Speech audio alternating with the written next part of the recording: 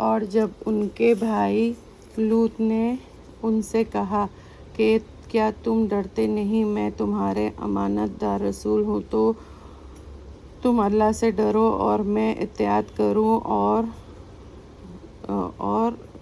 کرو اور میں تم سے اس کا کوئی بدلہ نہیں مانگتا، اور میرا بدلہ تو اللہ رب العالمین کے ذمہ ہے۔ کیا تم سارے جہاں والوں میں سے لڑکوں کی طرف ہی مائل ہوتے ہو اور تم ان کو چھوڑ دیتے ہو جو تمہارے رب نے تمہارے لیے بیویاں پیدا کیا، بلکہ تم حد سے آگے بڑھنے والے ہو۔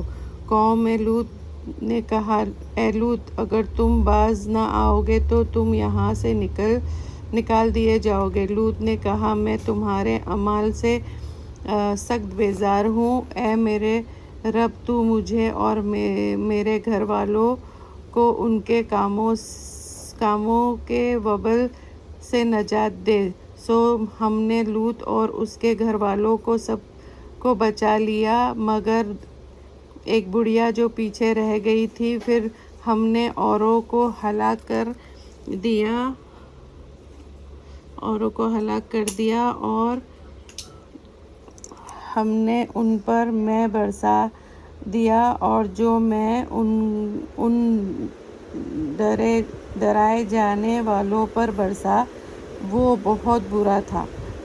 اس میں بھی بلا شبہ نشانی ہے مگر اکثر ان میں ایمان لانے والے نہیں تھے، اور بلا شبہ تمہارا رب بڑا زبردست اور رحم والا ہے۔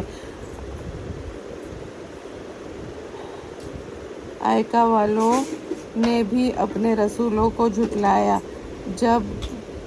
جب ان کو شعیب نے کہا کہ کیا تم ڈرتے نہیں ہو، میں تمہارے امانت دار رسول ہوں، تو تم اللہ سے ڈرو اور میری اطاعت کرو، میں تم سے اس پر کوئی صلہ نہیں مانگتا، میرا صلہ تو رب العالمین کے ذمہ ہے، اور پورا ناپ کر دیا کرو اور کسی کا نقصان نہ کیا کرو، اور ترازو سیدھی رکھ کر تولا کرو، اور لوگوں کو ان کی چیزیں کم نہ دیا کرو، اور ملک میں فساد نہ کیا کرو، اور اسی سے ڈرا کرو جس نے تم کو اور پہلی خلقت کو پیدا کیا۔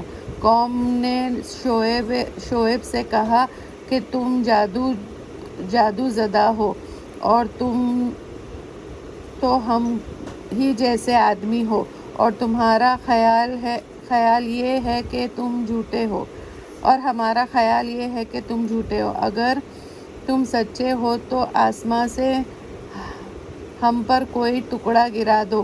شعیب نے کہا کہ میرا رب خوب جانتا ہے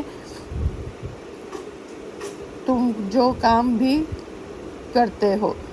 تو ان کی قوم نے ان کو جھٹلایا تو صیبہ کے عذاب سے ان کو آ گھیرا۔ سیابان کے عذاب نے ان کو آ گھیرا، بلا شبہ وہ سخت دن کا عذاب تھا۔ اس میں یقیناً ایک نشانی ہے لیکن اکثر ان میں ایمان لانے والے نہیں تھے، اور بلا شبہ تمہارا رب بڑا زبردست اور رحم والا ہے۔